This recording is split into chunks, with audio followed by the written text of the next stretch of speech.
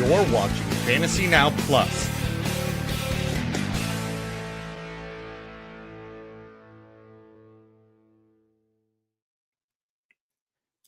Hello, everyone. Welcome into a brand new stream here on Fantasy Now Plus, brought to you by the Finns Talk Sports Network. I am here to draft some Playoff Best Ball on Underdog. They just released these contests maybe 3 hours ago, 4 hours ago, something like that. So these are brand new.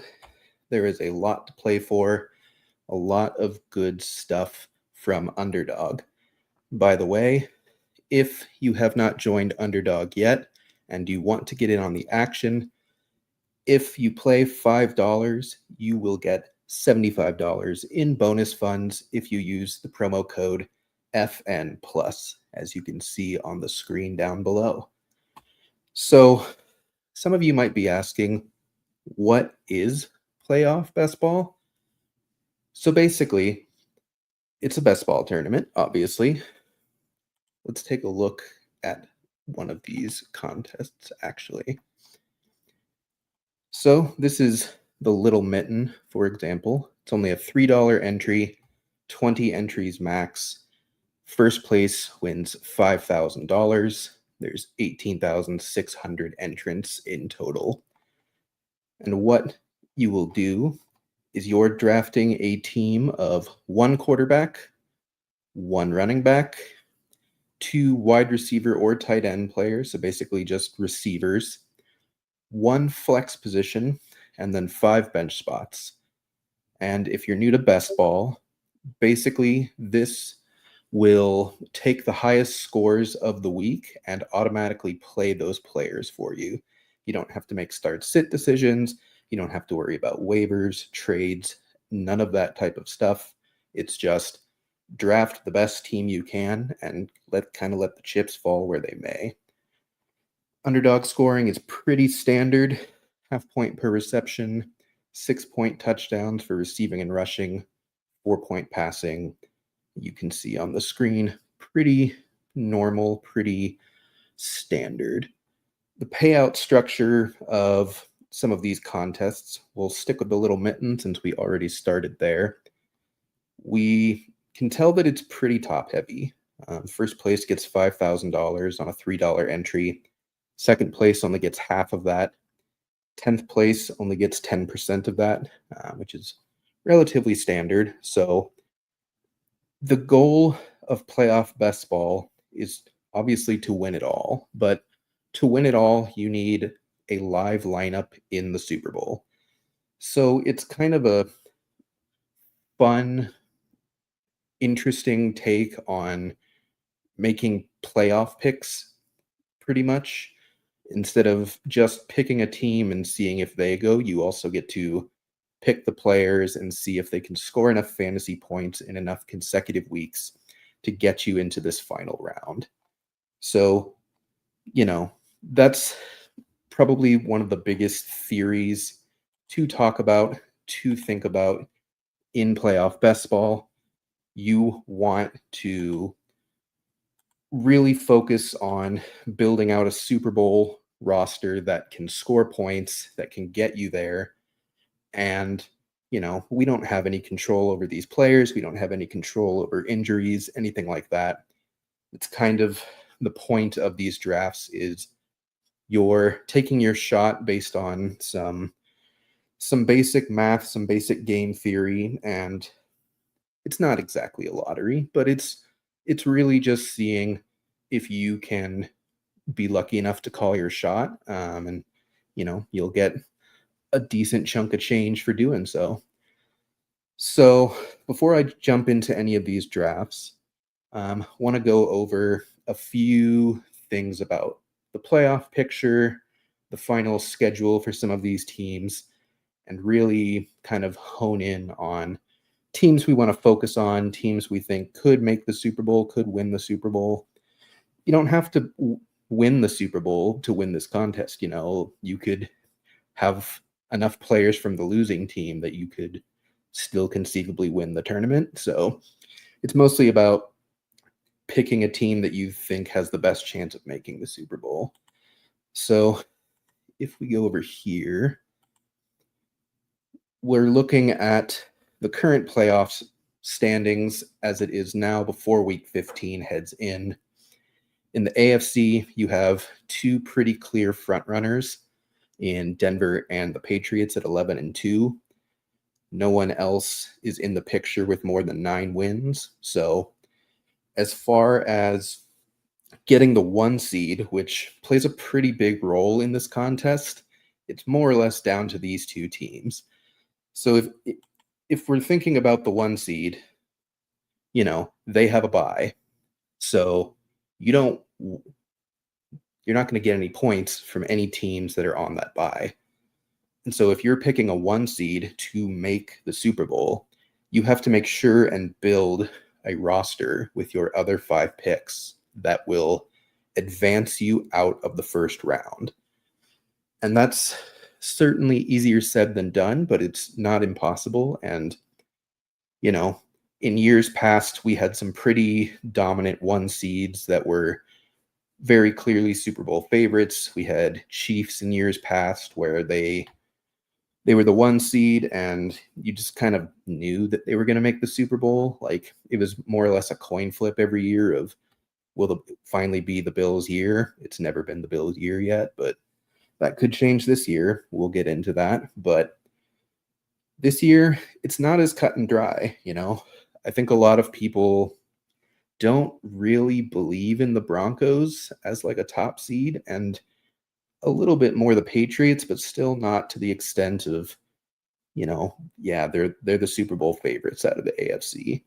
I think a lot of people are still picking the Bills, especially with the Chiefs now more or less down to, let's take a look at it. Yeah, 11%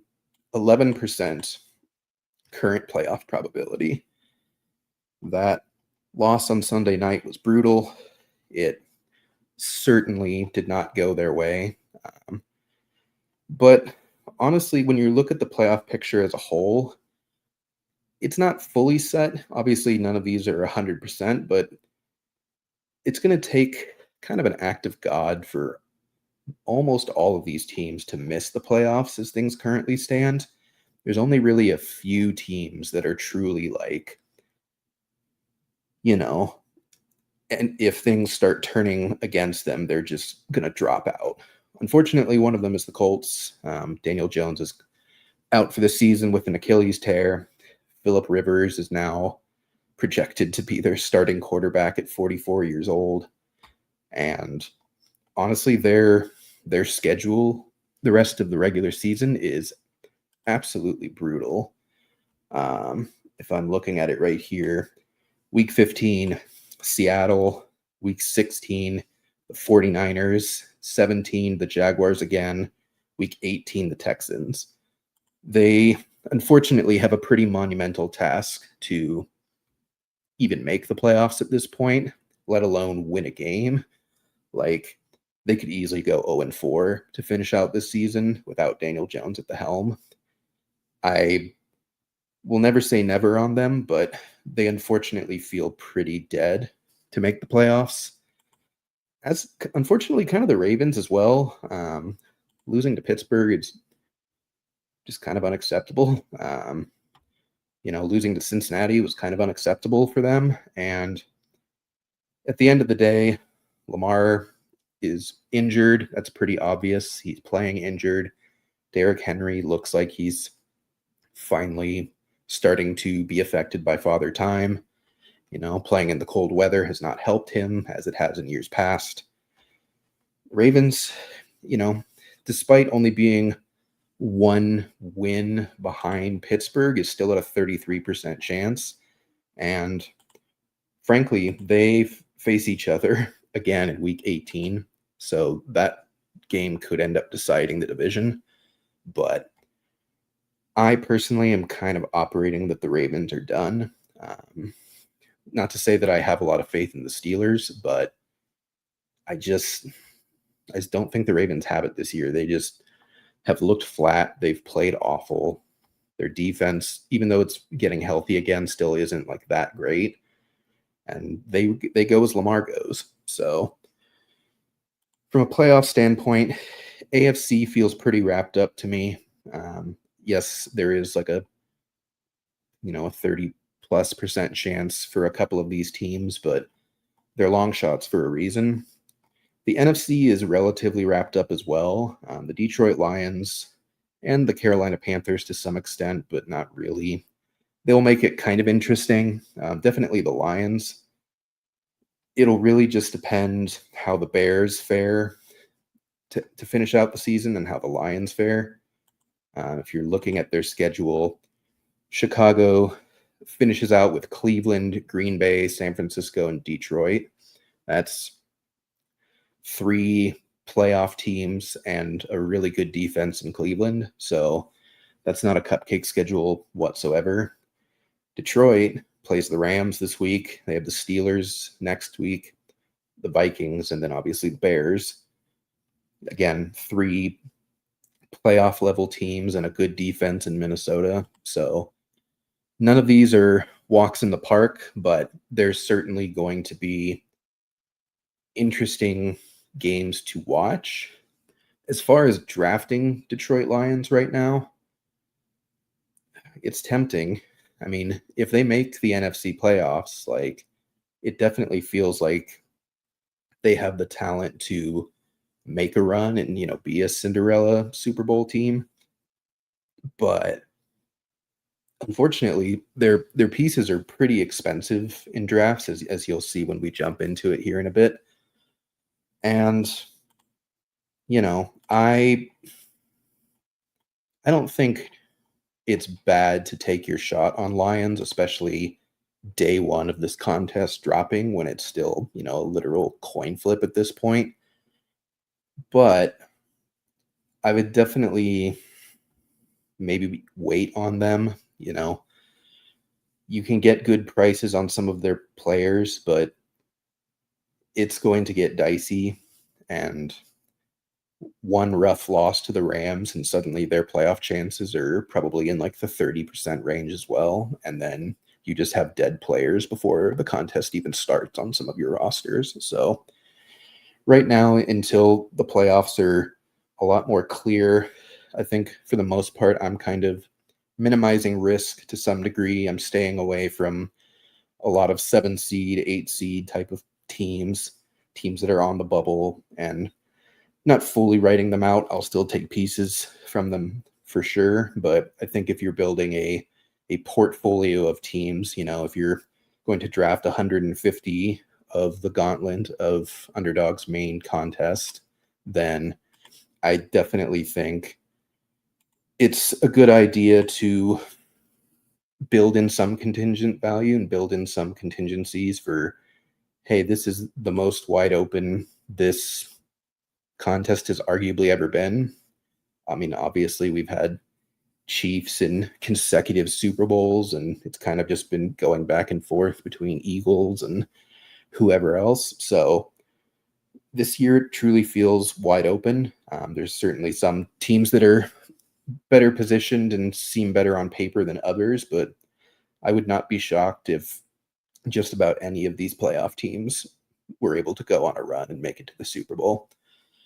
So if we're looking at the Gauntlet here, you can look at their advancement rate: 1 out of 6, 1 out of 6, 1 out of 5, and then 500 people in the finals. So basically, you have to win your pod every single time. When you win out of the first round, you'll be put into another pod of 6 or 5 other random people, and you have to win that one. Then again, 4 other random people, you have to win that one to even make the finals. And obviously the payout on this one, as their main playoff contest, much bigger: $500,000 to first place, $250,000 to second, only $6,000 to 10th place. That is a very, very small amount comparatively. I mean, 4th place is only 10% of first. When we looked at the little mitten, it was 10th place that was 10% of first. So if you're playing the Gauntlet, you are absolutely and utterly playing for first place. You're not trying to advance teams. You're not trying to min cash and get in the top 15,000. Like you were playing for this prize, this point.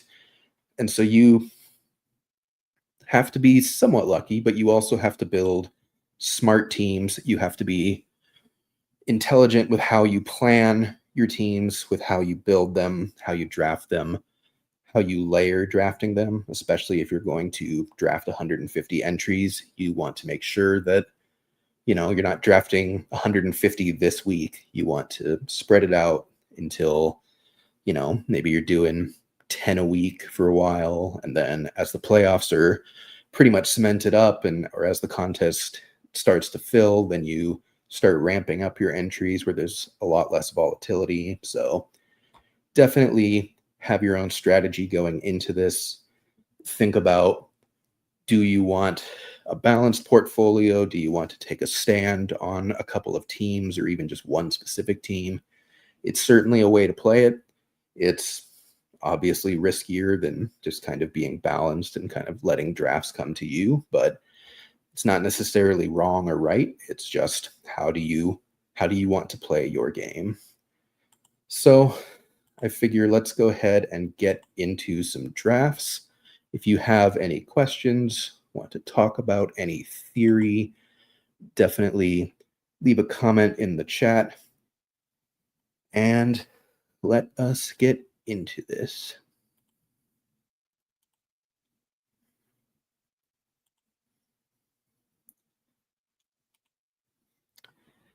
We are ready. There are 3 people in here. If you want to join, jump into the Little Mitten lobby and you will most likely enter this draft with us. We are waiting on 3 more people. I'm excited. It's been a long time. I love best ball. Drafted plenty of teams over the summer. The playoffs for regular season best ball kick off this week. I think I advanced right around 15, 20-ish %, kind of right at expected. So we're going to see how that plays out. But in the meantime, I am excited to get into this. And yeah, so looking at some ADP right now, you've got Puka's kind of the clear one, then Josh Allen, JSN, Devontae Adams. So I don't have any particular stands right now. I kind of let the first round dictate how I'm going to build the rest of my team and what team or teams I'm going to focus on for the Super Bowl. I don't really feel strongly about any of the actual NFL teams right now.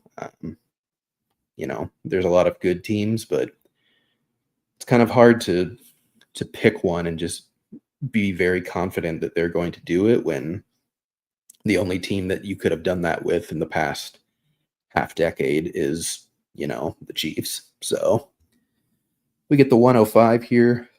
105 is a interesting spot. It's Saquon Barkley by ADP. If you want to build an Eagle stack, 105 is a decent place to do it.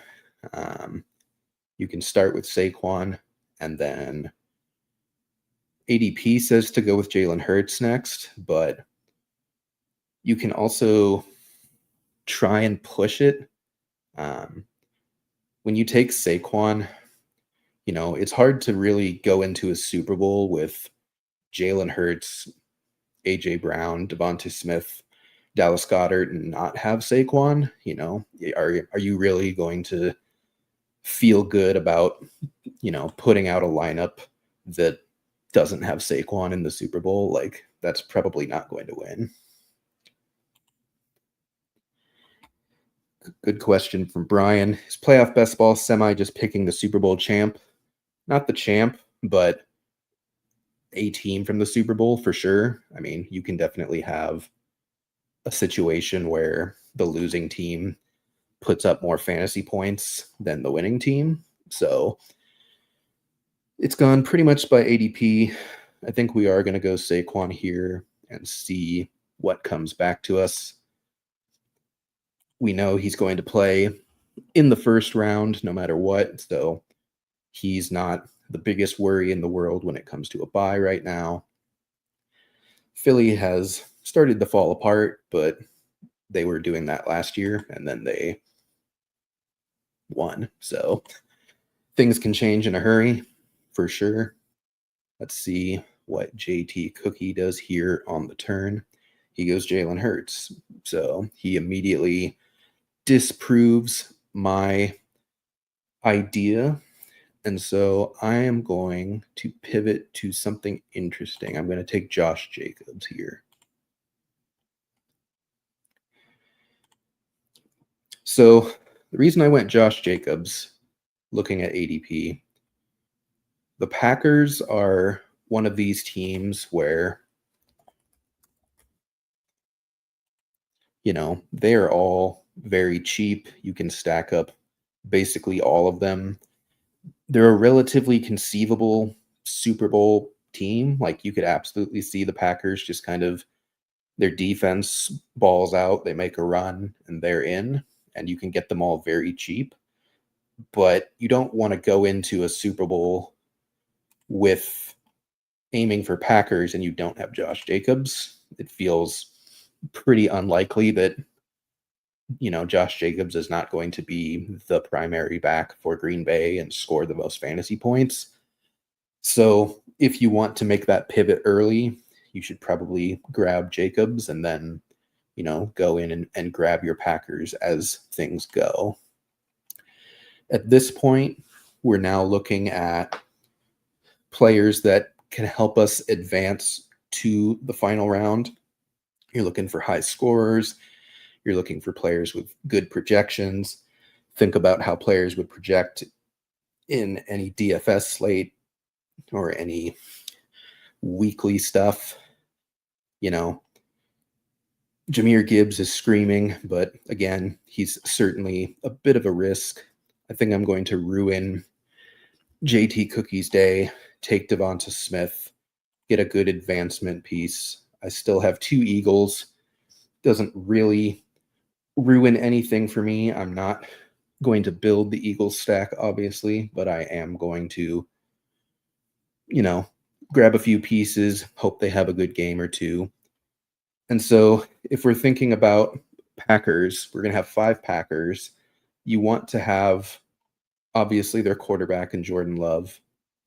He still has quite a ways to go on everything. But the main thing is you want to also have a couple AFC pieces no matter what.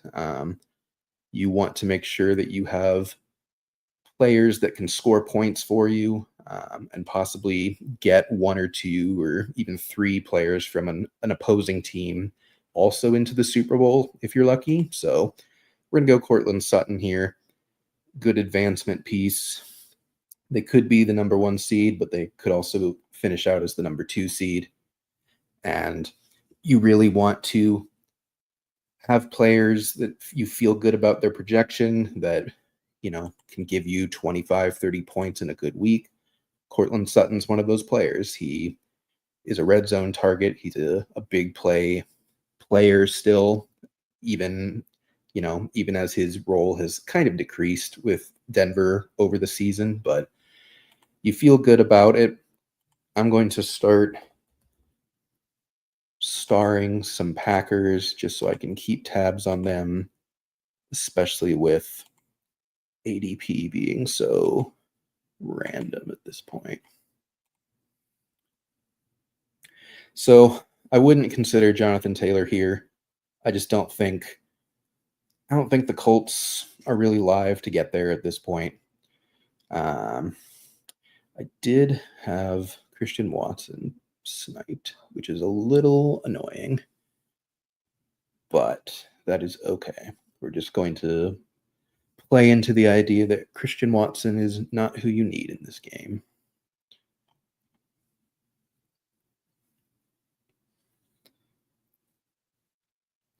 Okay. I'm going to take Bucky Irving here. Again, Tampa Bay, not fully live, but relatively live to make the playoffs. I don't have very much faith in the Panthers. And you want Bucky, to score 25 points in week 1, or you get to week 2 and he's one of the few running backs that gives you a 20-point game. So that's what you're playing for with Bucky. We're going to take Jordan Love here, lock up our quarterback, kind of try and discourage people from grabbing any Packers stacks, and hopefully get 2 to 3 of these guys to fall back to us. Right now for a Super Bowl, we've got Jordan Love, Josh Jacobs, no Packers pass catchers yet, but as I said, hopefully the room is discouraged from taking any Packers at this point because I do have Jordan Love and Josh Jacobs. There's plenty of stronger advance rate pieces around this ADP that are going to be more enticing from a draft perspective. So that's kind of what you're banking on. The goal is to get 5 Packers if you're playing a Packers Super Bowl. You can go more, but that's asking a lot out of 6 players. It's asking a lot for 6 Packers to give you enough usable scores to truly win a week every week. So you can. I wouldn't do it every time. I wouldn't even do it 50% of the time, maybe a third of the time. Especially, I think the Packers are one of the teams you can do it because the wide receiver room is basically just, flip a coin 6 times. You're going to get 6 different receivers scoring, just depending on how things go. So we're seeing the room fill out. Something else that I think you want to do is you most likely want to grab a second quarterback. Again, you're otherwise just kind of relying on Jordan Love to be the guy for 4 consecutive weeks. And it's not impossible, but it's a much thinner bet to make. And it's not really the type of thing that I'm interested in doing. For advance rate pieces, I'm going to take DK Metcalf. We want AFC pieces. The Steelers are gross. People usually don't want to click them. Will they make the Super Bowl? I doubt it, but they're going to play in round 1. Most likely, it gives you a score that you hopefully feel good about if he can even give you, 75% of what he did in week 14. So feel good about that. We're in the 8th round now. I am actually quarterbacks are left. I'm actually going to pair him. We're going to take Romeo Doubs first. I don't want to be fully locked out of Packer receivers.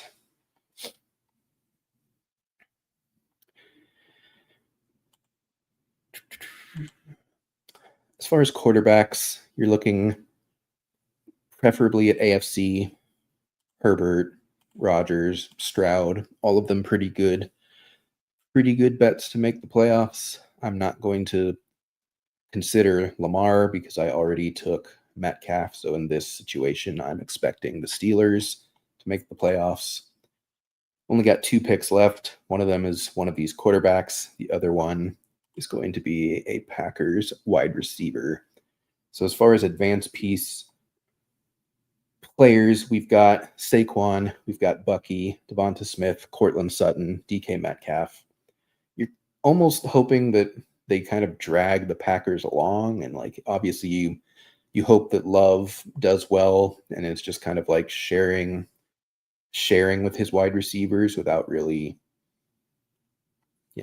getting too far into it. So let's see. I am actually short a Packer here. So I may have to forego a second quarterback on this one just to make sure I have a live Super Bowl final. Right now, it would have to be the Packers and the Broncos for me to even field a roster, which doesn't feel fantastic. So we'll go Jaden Reed. He's back. He's healthy. He's running routes. You love to see that.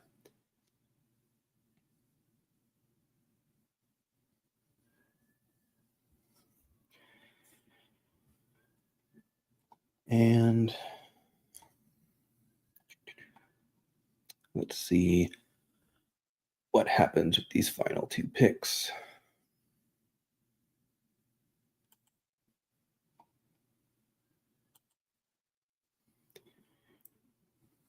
Goes Quentin Johnston. I feel a little bad about sniping him on Devonta Smith, but he still got Brown, Hurts, and Goddard out of it. So, he got a decent Eagle stack.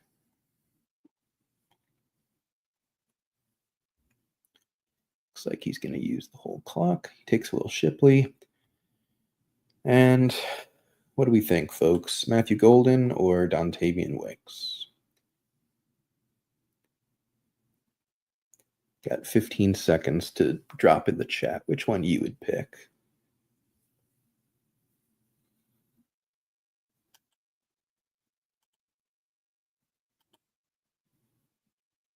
I'm going to go Wicks. I went Golden. Too slow. That's okay. Alrighty. So, final team, banking on a Packers Super Bowl. You've got Jordan Love at quarterback. Wasn't able to get a second quarterback. It's not the end of the world. Packers are not going to be the 1 seed in the NFC, so it's not.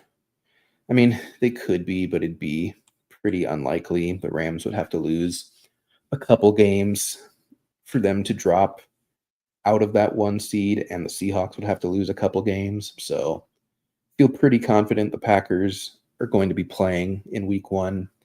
So you've got Jordan Love with Josh Jacobs, and then 3 Packers pass catchers in Romeo Doubs, Jaden Reed, and Matthew Golden.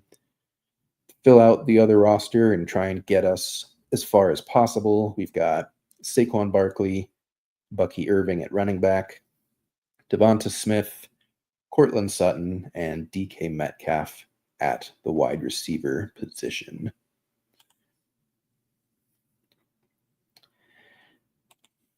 I was too slow, unfortunately, but I was with you. I felt Wicks. That's okay, though. Maybe Matthew Golden will finally play like an NFL player for the first time all season in the Super Bowl. You never know. Alrighty, that is the first draft done. Let's go ahead, scroll all the way over, and hop into another one. Again, didn't really talk about it before I entered, but for the Little Mitten, 2 out of 6 advance in the first round, which is nice. So as long as you have a top 2 team, you have a shot. And then it's 1 out of 5, 248 seat final, only 18,000 entrants. We're already 3% full. And yeah, 5,000 the first. Not nearly as top heavy as the Gauntlet, or I imagine even the Mitten or the Big Mitten, but for the smaller stakes, this is certainly a fine advancement rate to expect. If you make it out of the first round, you get your $3 back. If you make it out of the second round, you double it to 6, and then basically anything beyond that, you are making decent profit if you're in the finals. But again, your $20 is not the best out of a $3 entry fee and actually making the finals. So you are shooting for up here. You are shooting for a very high placement if you can. So sometimes you'll want to take risks. You'll want to try and draft the absolute best teams. In the situation where I started with Saquon, if the 6 hole had not gone Hurts and Brown, I was not going to go Hurts at my pick. I was going to go a strong advancement piece and see if I could push Hurts and Brown all the way back around. Like I said, without Saquon, an Eagles team feels not super live to win you any money. So you're trying to get the best possible teams, and really the only way to do that is volume. And varying the time of day you draft, the time of year you're drafting, all that kind of stuff. That plays almost as big a role as the players you're actually picking, but trying to get the luckiest draft that you can get without actually having control over what that is. So let's go ahead and hop into another little mitten here, $3 entry. And we snap filled. I have the 105 again.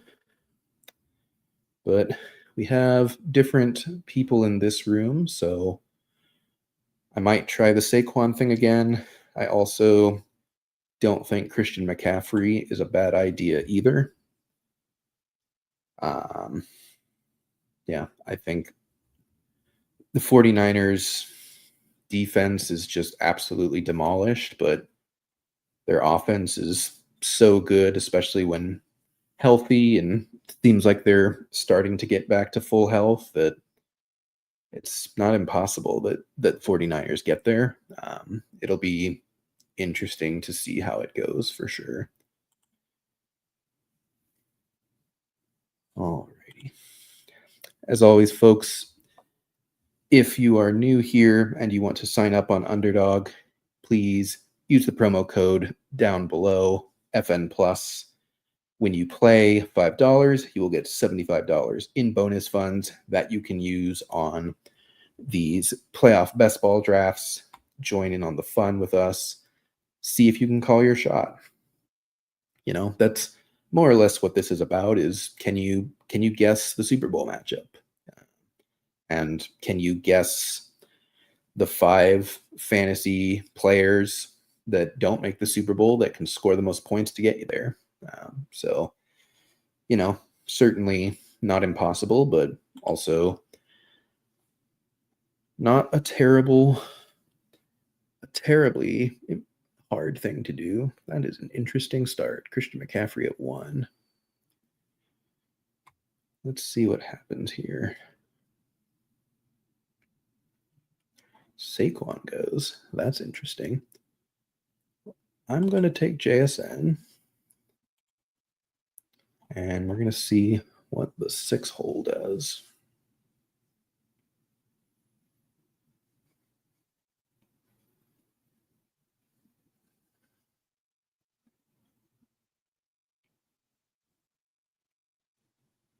Takes Adams. Will he take Kyron or will he take Stafford? Takes Kyron. All right. Let's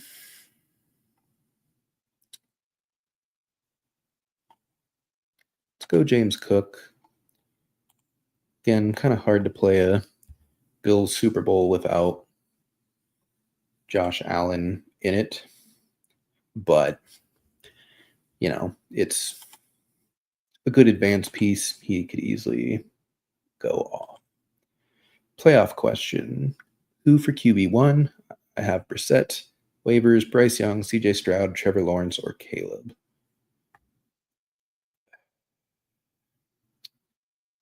As a Cardinals fan, I kind of think Brissett's just going to keep doing what he's doing. But Trevor Lawrence is interesting.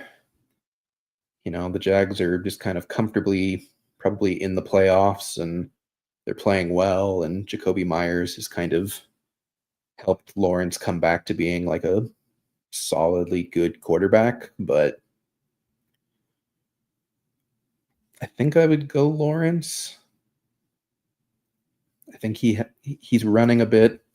He has a bit less potential to pumpkin, is what I would say. Alrighty.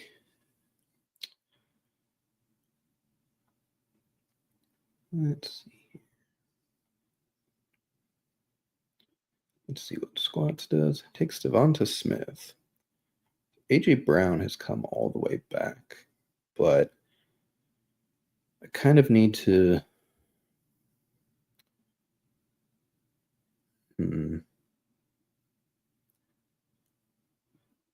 It's go Drake May.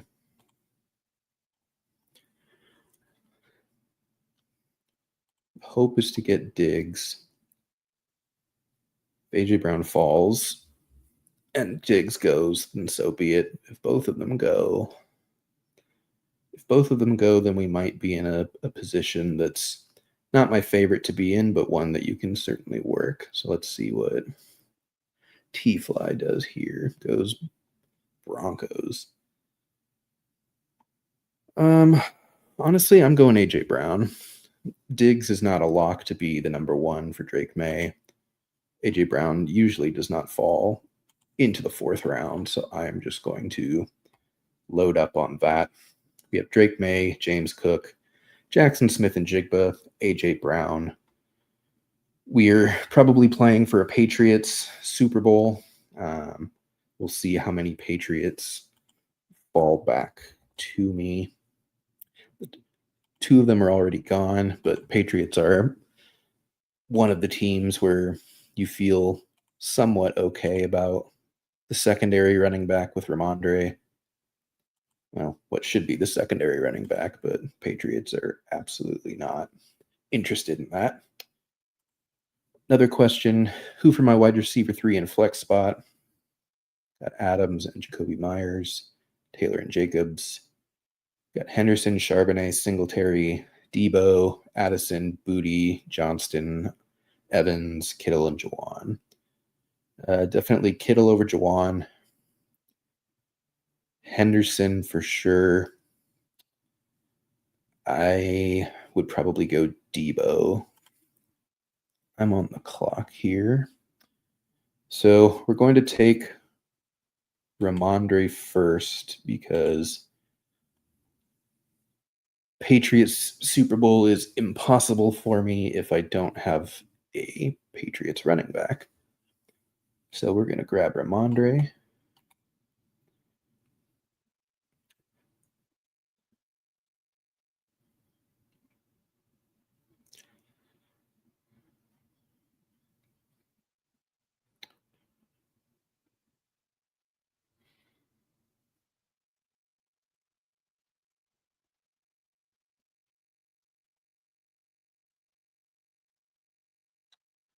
And then Hunter Henry. So we've got 3 Patriots. We need 2 more of them.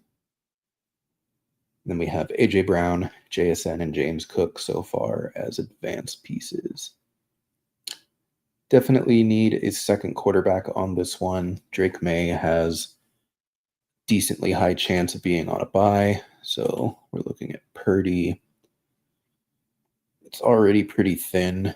I don't like taking a second AFC quarterback, but I might. Man, quarterback got wiped out really early in this draft.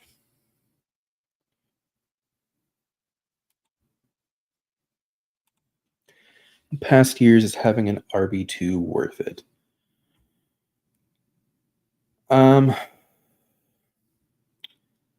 It really depends.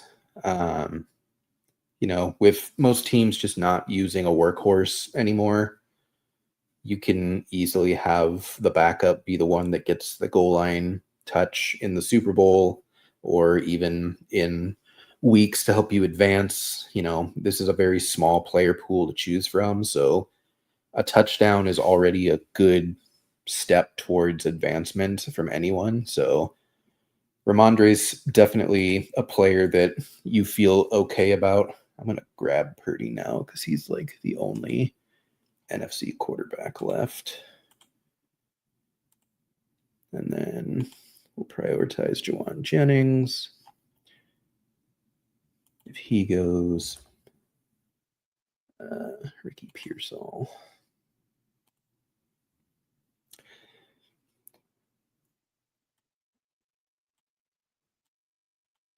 But yeah, RB2s are not dead. I mean, if, last year when we weren't sure if it was going to be Bills or Chiefs or what have you, like people were drafting Ty Johnson, people were drafting Ray Davis. I think that's fully live to be fine. Ramondre's Unfortunately, the RB1. But yeah, I think Blake Corum is a good pick this year. I do think if you're confident it's the Bills, I think Ty Johnson is a fine pick. Probably not Ray Davis. He's just been kind of faded out, but Ty Johnson catches passes. He has a couple like 50-yard receptions on the season already. So you're certainly looking for randomness like that. And, the Bills are impossible to stack because they just have no one. It's a crapshoot every single week. It's kind of just Josh Allen and whoever, like if you were playing this as like a DFS, you wouldn't want Josh Allen with anyone, but you also need Bills players to actually like score in the Super Bowl. It could be interesting with Josh Allen very specifically, if you think the Bills are making the Super Bowl and you think you're confident in the NFC team, you could take Josh Allen expecting him to get to the Super Bowl, but not worry about any other Bills players. It's very rare to get Josh Allen and James Cook. It's not impossible, but you really have to get lucky. But otherwise, you can just call your shot on the NFC team and then hope that they face Josh Allen, and then you have probably the higher scoring quarterback and then probably all the more predictable higher scoring players from the NFC team. That's certainly a possibility. You take Booty here. I have no interest in Terrell Jennings. It unfortunately has to be a Patriot. So we're going to go pop here. I like Kyle Williams. He just doesn't see the field enough to really interest me that much. Alrighty. This second team, we've got the Patriots making the Super Bowl in this one. Drake May at quarterback, Ramondre Stevenson at running back, with Hunter Henry, Kayshon Boutte, and Demario Douglas as the receivers. Advance rate pieces / possibly Super Bowl opponents. You've got Brock Purdy with the 49ers. You have James Cook, who you're hoping is who loses to the Patriots in conference championship.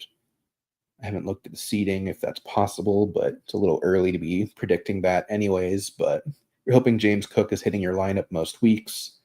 You're pretty certain that JSN is hitting your lineup as long as the Seahawks are playing.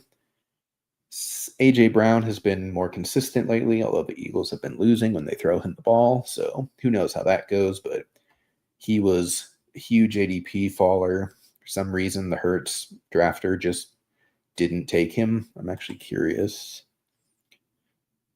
So he tried to push. I'm confused why he did that, to be honest. He had the perfect start. He had Saquon Hurts. He got A.J. Brown all the way back. He could have taken him here, and I kind of doubt anyone's taking Devonta Smith.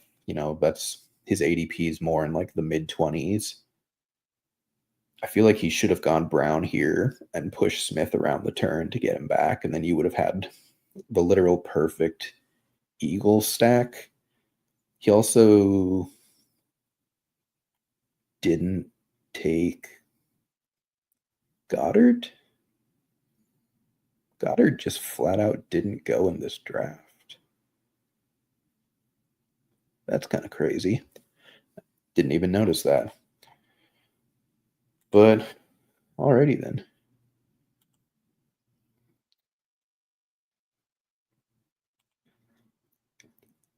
Manuel Wilson pick. Didn't notice that. Yeah. What did he build out? He got 2 Rams. Stafford went with Puka. That's kind of the catch-22 with Rams is you're probably only ever getting one of them and Stafford. Very rare. Sometimes Kyron will fall all the way down to Puka, especially if Puka goes at 3, but that's rare. So he went the Rams. Looks like he's building out a Broncos Super Bowl with Sutton, Franklin. See, this this team's kind of, I mean, it's not dead, like, but he basically has to have the Rams versus the Broncos in order to even like field a roster. So yeah, I don't really see what Emmanuel Wilson does for you in that situation. He's not part of your core. So like why there's no reason to be contrarian like in this draft. I know that logic would tell you you do need to, and in years past where it was like it's either the Chiefs or the Bills, period, and it's either the Eagles or Lions, period. Like you could be more contrarian in that case because you could just build for every scenario. But like this is the best playoff best ball that we've ever had to draft because it's completely up in the air. Like you can easily see any of the 7 teams on both sides making the Super Bowl. A few of them would be like completely out of left field, but there's no juggernauts to take down this year. There's no like clear favorites that you have to overcome, despite everything. So to go Emmanuel Wilson when you don't even have a Packers stack, like I wouldn't do that personally. I don't think that's really how you win anything. Like what is he ever going to do for that team? If he's hitting your lineup, you're probably in trouble. Honestly, it's not a smart play. It's everyone else is gone, and I have one Packer, and they're the only team that advanced. Like, yeah, I would definitely recommend to folks to, it feels a little scary to truly like commit that hard to a team, but you are only playing for the last round pretty much. If you want to draft a bunch of teams that are just going to min cash, like you can. It's your money. You can do whatever you want with it. And you might get a few past that point to make some amount of profit, but why truly play this game unless you're trying to win first, really? And the best way to build teams is to draft like you're right. And I think that's really the big thing about playoff best ball is, in regular season best ball, an underdog, it's 18 rounds. There's plenty of bench spots. There's a few more starters, but you have a huge array of players. You're picking from guys that may only see the field half the season, if that, in some cases. Like in playoff best ball, it's 10 rounds. There's only 4 weeks. Like you don't need to get ridiculously fancy with some of your stuff. If you're doing it on the team that you are very confident is going to win the Super Bowl, then I'm not saying that's wrong. Like that could pay off for you. Like if you have Bills and you want to go Ty Johnson and you want to go, a 6th Bill and take like Tyrell Shavers in the last round, like that's your prerogative. It's not necessarily wrong, but what I think is wrong is taking Tyrell Shavers on a Rams draft, where you have 5 Rams and a couple other pieces from a couple other teams. Like, what would you project Tyrell Shavers for in DFS? Like 2 points, 3 points? You're looking for good projections to help bolster the team that you're expecting to make the Super Bowl. You're not trying to be contrarian with your advanced pieces because no one is trying to be contrarian with advanced pieces because it's already hard enough to predict these weeks as it is. Like that's why we have projections. That's why DFS exists. And to go completely outside of it and, in DFS terms, take a min 3K wide receiver just for the sake of it when you're not even constricted by salary or anything like that. Like, I just wouldn't do that. Again, you can if you want, but it's certainly a much thinner play, in my opinion. We're going to do one more of these and then see how we're feeling. Another $3 little mitten. I am the only one in the room. There's 5 more spots if you want to jump in and draft with me. Again, I will say it one more time for the folks. If you're new or if you're just tuning in, if you have not joined Underdog yet, please do so if you can in your state. Use the promo code FN Plus. When you play any play for $5, you will get $75 in bonus funds to use on whatever you'd like on the Underdog site. It could be pick'ems, it could be these playoff best ball, it could be weekly best ball like the Battle Royale. If you follow our written content, I put out a weekly Battle Royale strategy article. Usually comes out, I want to say every Thursday or every Friday of the week. So, there's still some time to have fun in those streets. Those have, I want to say, $50,000 to first every week. So plenty of money to play for if that is your kind of thing. Looks like we have filled up here. Let's see what draft spot I'm getting this time.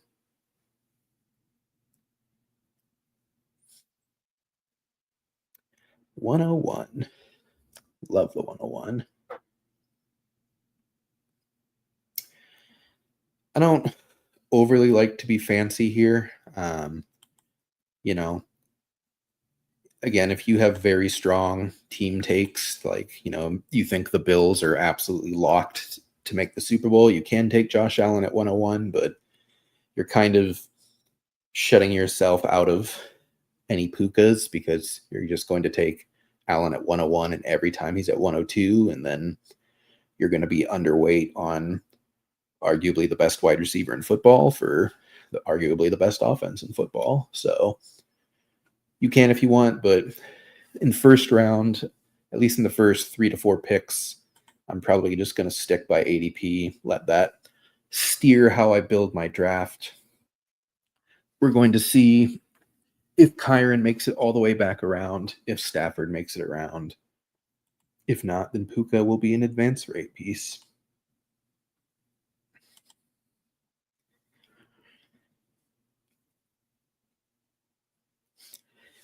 If you have any waiver questions, any start-sit questions in the chat, feel free to drop them.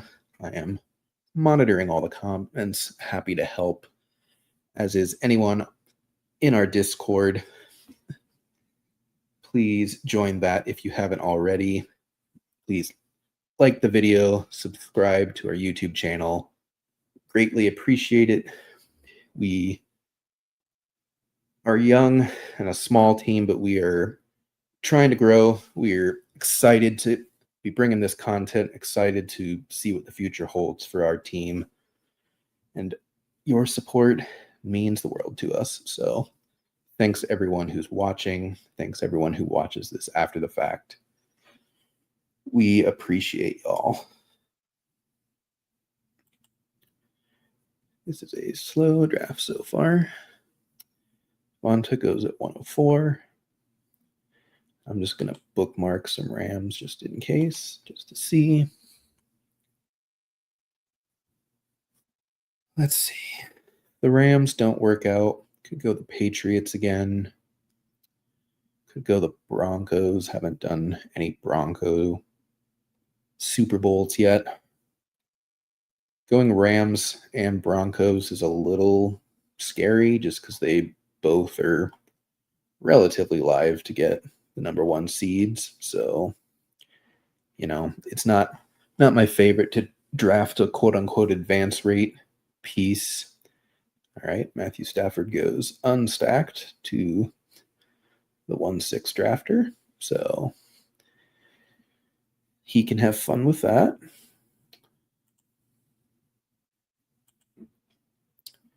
Let's see here.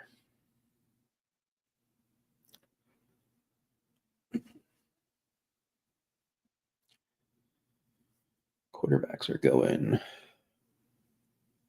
early.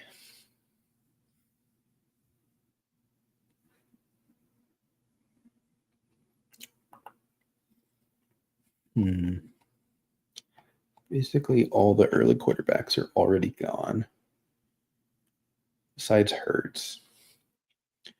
I don't think Philly stuff is going to fall to me, but it's an interesting one. McGuire already has Josh Allen. Wonder what he'll do. The real question is, do you take Saquon and Hurts? He took Saquon. Do you do Eagles without Saquon? It's not the most fun. It's very thin. Or is this one where you're just saying you're going to be confident in a specific matchup? Let's do it. Let's do Hurts. Let's do AJ Brown. So they could just be advance rate pieces, to be honest. If I get locked out of both Devonta and Goddard, which already lost Devonta, so it's kind of a thin bet at that point. So I probably am just going to pivot out of that almost immediately. And we'll see what else is floating around here. There's a couple teams that just no one wants to draft and no one has any faith is going to make the Super Bowl, even though I think it's like wildly wide open. Like very few Chargers go, very few Steelers go, very few Jags go. So I don't think it's the end of the world to, if your construction in this range doesn't go the way that you're hoping for, you can use it as a team where you're going to pick a very not unlikely, but a much less likely Super Bowl team.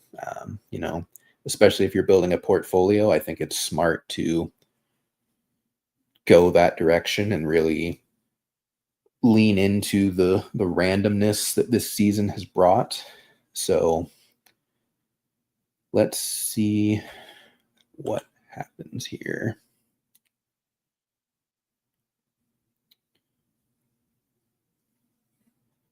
So Harvey goes.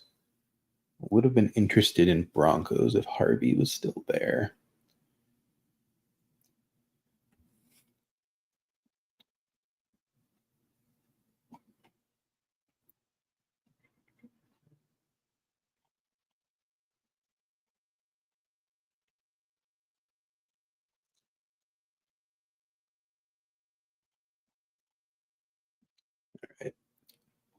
All right. Yeah. Harvey, it feels very unlikely to have Broncos without RJ Harvey. So we're going to go Goddard. We're going to have 3 Eagles. And then I'm going to take Travis Etienne. ADP doesn't super duper matter at this point. You're just kind of building out your teams here. So we've got Etienne. I'm going to start BTJ, Myers, Lawrence, Tootin, Strange, Parker Washington, Tim Patrick. See, like in this scenario, if I'm playing for a Jaguars Super Bowl, Tim Patrick, I think, is fine as like your last click. You don't have to go just BTJ, Jacoby, and Strange as like your most likely options. Like Patrick has plenty of touchdown equity. He's a bigger bodied guy. Parker Washington is also talented, gets open. It's, this is a thin bet to begin with. It's why they're all incredibly cheap by ADP. But that's why you make the play that you do. So as far as advancement, we've got Hurts, ETN, Puka Nacua, AJ Brown, Dallas Goedert. Definitely want another running back or 2 that could score some points. It's a little thin, It's going to be tempting to have Jonathan Taylor there, but it's also very unlikely that the Colts make the playoffs and the Jaguars make the playoffs and the Texans make the playoffs. So I'm definitely, I have a few players in mind here. Hampton goes. That's kind of who I was hoping for. No one else is sticking out to me. So I think I'm just going to go Brian Thomas Jr. And I'm going to go Jalen Warren.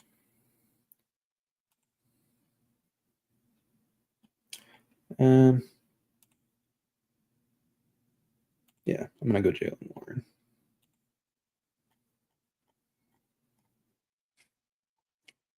So got Jalen Hurts, Travis Etienne, Jalen Warren, Puka Nacua, AJ Brown, Dallas Goedert, Brian Thomas Jr. Trying to build out a Jaguars Super Bowl. We'll see how that goes.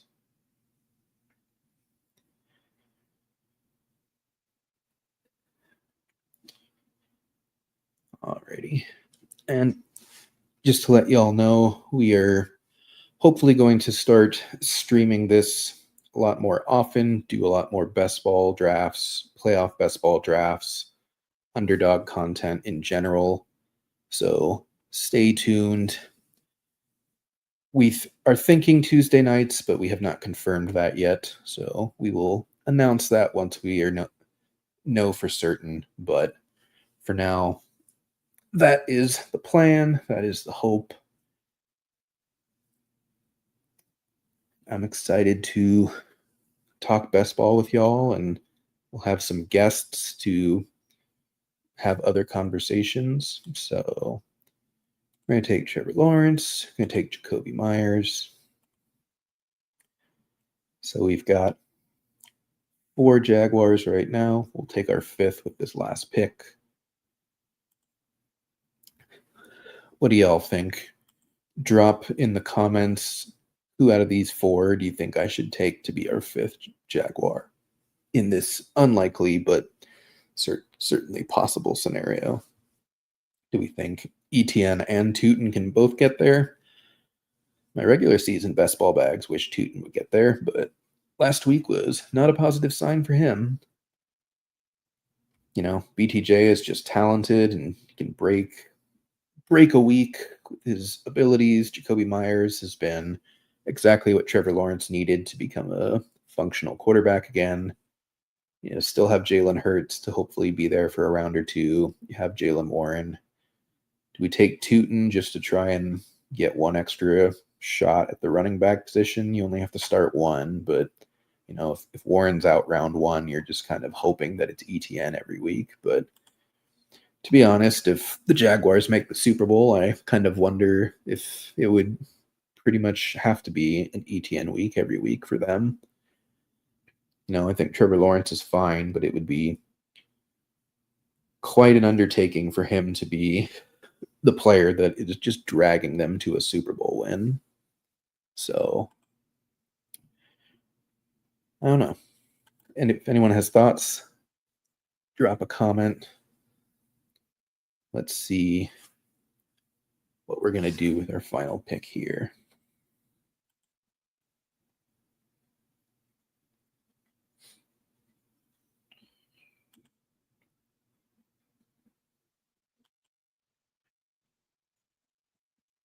Dalton Schultz.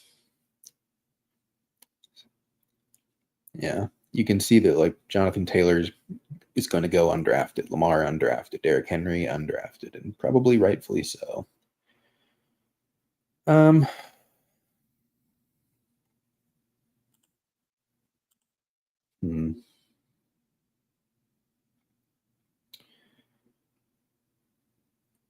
think I'm going to go Parker Washington. Nah, Brent Strange. Maybe. And I went Tootin. That's okay.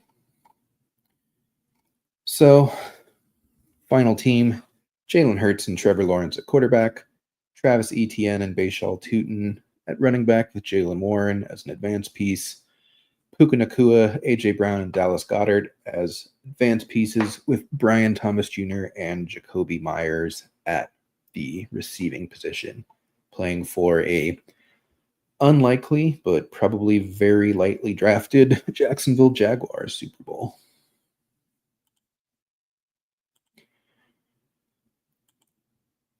Alrighty.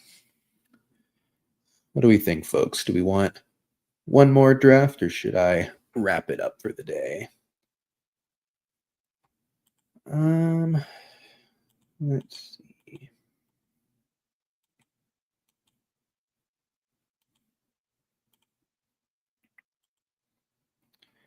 Let's do one more. Y'all have tuned in, been very active. This is our first stream of this best ball drafting. Let's get you a fourth draft for a little bonus, and then we will get out of here. We're going to do one more little mitten, $3 entry. If you want to join in, will give you a countdown to do so. I'm going to go in 5, 4, 3, 2, 1.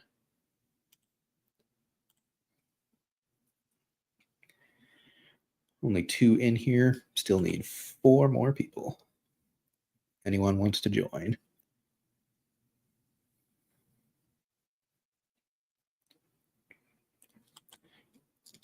Haven't gotten any super ridiculous teams so far, but we're only 3 teams in. There's still plenty of time for that. All it takes is one person drafting poorly to really help you get what you're looking for, you know. It didn't fall our way. He had the drafter at the 6th hole in the last draft just take Matthew Stafford unstacked for no particular reason. So that kind of threw any chance of any Rams falling back to you. So had to pivot at that point. And then Saquon went right before a 2nd round pick and kind of took the core piece of the Eagles. So yeah, I think that's kind of one thing that I will definitely say about playoff best ball. Conventionally, you primarily want to stack quarterback and receivers in normal best ball when you have large rosters. That's how scoring goes for the most part. But in playoff best ball, I honestly think that you should be looking to stack your running back and quarterback, because pass catchers are also more random on a game-to-game basis. You still have players that demand targets and players that are concentrated like a JSN and whatnot. But, you know, if you have a team, a Seahawks team that is Darnold, Walker, Charbonnet, Shaheed, and Cup, like, does it feel good? Absolutely not. But it's not dead. It's just unlikely, you know. But if you have a Seahawks team that just has Darnold, JSN, Cup, and Shaheed, and like you got sniped out of Charbonnet and Kenneth Walker, like you're not winning that. Like you are hoping for George Halani or someone to that effect to score as a running back for you at that point. And like that's just way less likely than it is for, you know, wide receiver 4 to catch a touchdown in the Super Bowl. So something to keep in mind. Look to stack your running back and your quarterback, as many good pass catchers as you can get from that quarterback, but they are less important than the running back, in my opinion. We get the 6th hole here in our final draft of the night. See a couple names we've already seen, but a couple new ones as well. Still semi-interested in Christian McCaffrey if he's here. You can do the Eagles stack in theory if Saquon falls, but not going to get too locked in on anything at this point. Just going to see how this round goes. I do think the ADP is interesting. I don't know if I would say James Cook should be going after Saquon and Christian McCaffrey. Like, if I had to pick an AFC favorite, it's probably still the Bills. Like, they always win close games, and they have the best quarterback in the playoffs now with Patrick Mahomes missing. So, and arguably he's better than Patrick Mahomes anyways. So we get the Eagles to fall. So I'm going to do that. I'm going to take Saquon. I'm going to take Jalen Hurts. See how many Eagles pass catchers we can get back to us.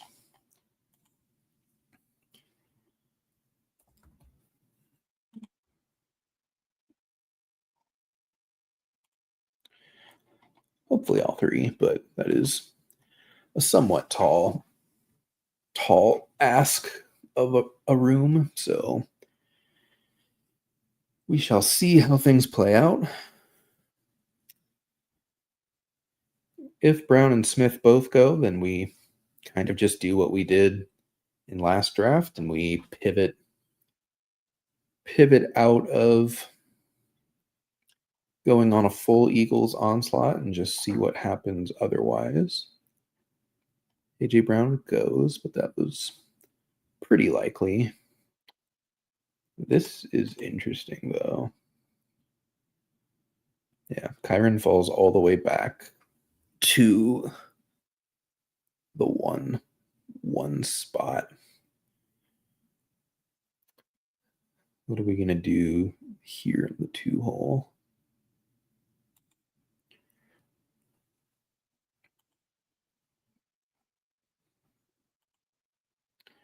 Goes double Eagles.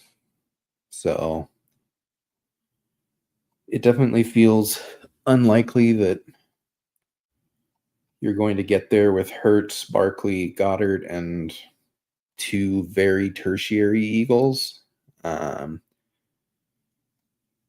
it's definitely worth considering pivoting off of the Eagles at this point and just, again, using them as advance pieces. So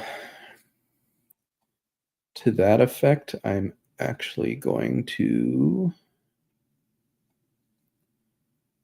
RG Harvey already went. Well, that's unfun.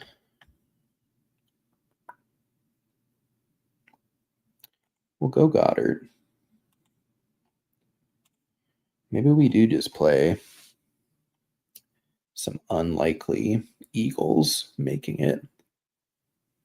I'm going to go Kenneth Walker as well.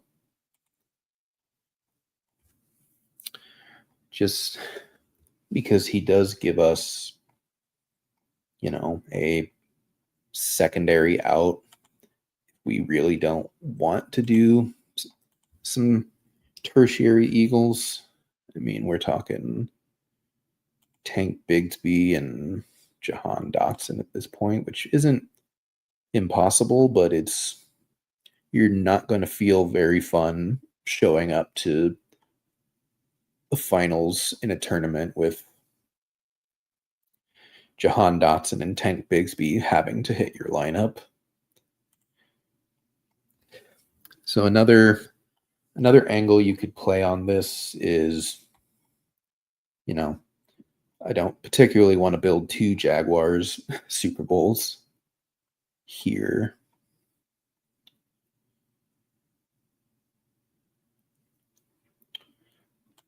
If the Chargers make it all the way around, I'd be interested in that. Building out the idea that the Eagles meet the Chargers in the Super Bowl. It's unlikely, but it's not impossible to advance the team that way as well, especially not having Brown or Devonta Smith on this team. Let's see what this team does. And I still have the ability to add 5 Chargers that you feel pretty strong about, honestly.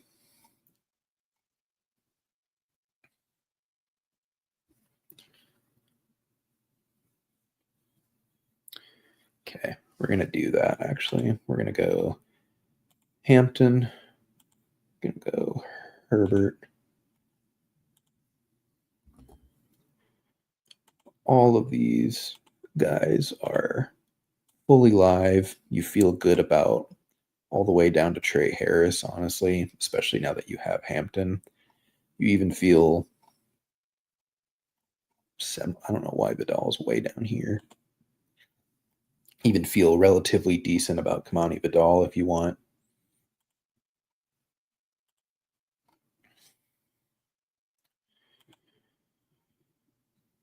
Okay. So yeah, I think we're gonna go Chargers here. Have, if the Eagles and the Chargers make the Super Bowl, you're feeling fantastic. You've still got a lot of high scoring opportunity type of players at every position. You've got hope. You're just hoping that it's much better for fantasy than last night was, but weird stuff happens all the time.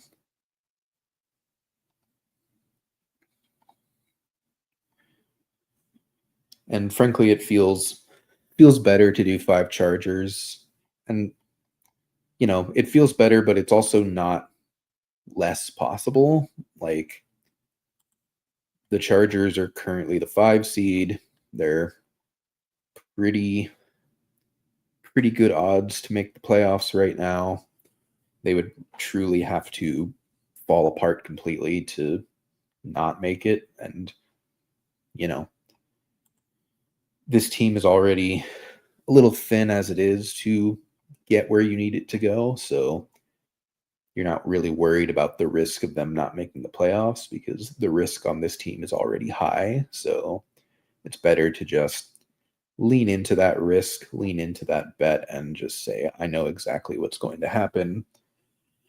I have my crystal ball. Here's what's going to go down. So I need 3 Chargers to finish this out. All of them receivers, most likely. I'd consider Vidal, but we will see. There's just so many good Chargers pass catchers that if they were to actually make the Super Bowl, it would be very difficult to truly decide who you want to go with. I definitely want Ladd, no matter what.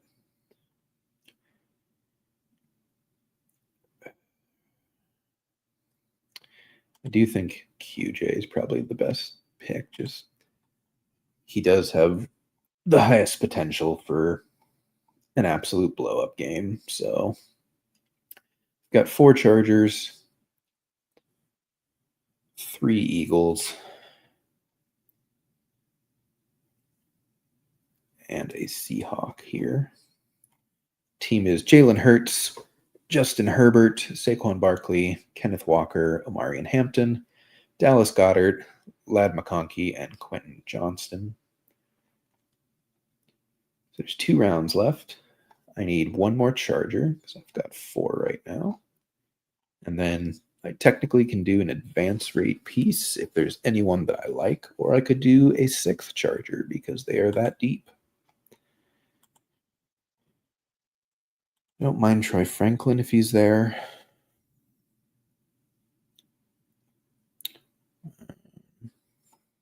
Don't mind Juwan Jennings if he's there. I don't mind DK Metcalf if he's there. Don't mind Jalen Warren if he's there. The Bears are another team that are pretty live to make the playoffs, and no one really clicks them. So, I think going with a Bear in the last round or 2, or, playing out a Bear Super Bowl is certainly a way to get unique. None of these guys are worth clicking because they're not going to make the playoffs. Troy Franklin falls all the way back, so I'll go with that. And then I need a Charger. I'm going to pick Aronda Gadsden. Keenan Allen has been slowing down. Gadsden is way more fun.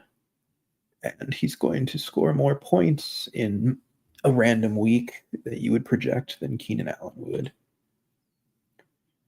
So, final team of the stream. Jalen Hurts, Justin Herbert at quarterback, Saquon Barkley, Kenneth Walker, Omari, and Hampton at running back. We feel very strongly about that. And then a hodgepodge of receiving options. Dallas Goedert, Ladd McConkey, Quentin Johnston, Troy Franklin, who fell, and Aronda Gadsden. If we look at the board here, anything interesting as we wait for this draft to wrap up? Got a Patriots